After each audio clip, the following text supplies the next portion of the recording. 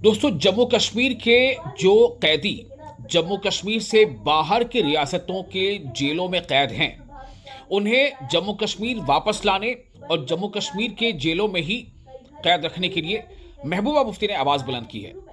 दरअसल इस बात को लेकर के ये इतना बड़ा मुद्दा था कि जिसको लेकर के जम्मू कश्मीर में चुनाव हुए थे, तो लगभग तमाम पार्टियों ने इसे अपना मैनिफेस्टो में इसका जिक्र भी किया था। खासतौर से मैं एनसी की बात कर रहा हूं। एनसी ने भी मैनिफेस्टो में इस बात का जिक्र किया था कि वो जितने भी जम्मू कश्मीर के कैदी, यानी खासतौर से जो नौजवान या दीगर ऐसे कैदी जो जेलों में बंद हैं और जम्मू कश्मीर से बाहर के जेलों में बंद हैं, उनकी रिहाई के लिए कोशिशें की जाएंगी, जद्दोजहद की जाएगी।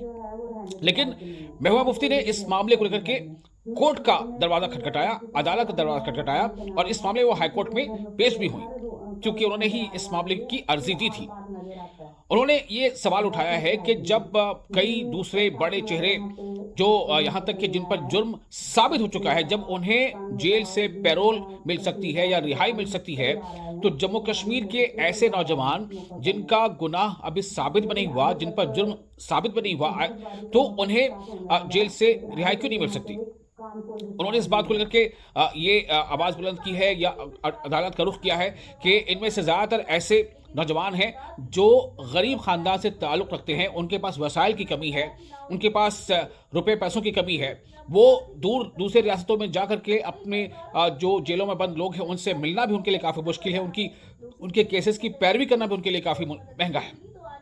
उन्होंने यहाँ तक भी मदद की आवाज़ उठाई है कि ऐसे लोगों को जो गरीब खानदान से जुड़े हैं उन्हें माली मदद ही मिलनी चाहिए। अब इस बात पर सियासत इसलिए तेज हो गई है कि उमर अब्दुल्ला ने सीधे तौर पर कह दिया है कि चूंकि मामला अब अदालत में है, तो ऐसे में तो अब जो है हम कुछ कर ही नहीं सकते, हुकूमत कुछ नहीं कर सकती।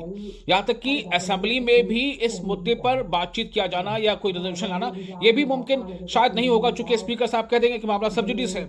वहीं बीजेपी के तर्जुमान अल्ताफ ठाकुर ने कहा है कि दरअसल महबूबा मुफ्ती जज्बाती तौर पर लोगों के जज्बात से खेल रही हैं।